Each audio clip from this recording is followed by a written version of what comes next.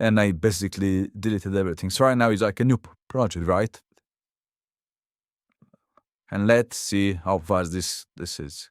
So as you can see, nothing is here, like no dependencies, nothing. And now I'm just gonna click install and see how fast it installs 8 or 9 whatever dependencies.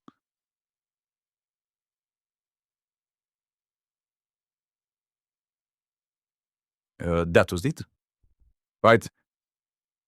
All the dependencies are here. Look, I mean, like 1 second. I think that's, I mean, if you ask me, that's pretty impressive, to be honest. And yeah.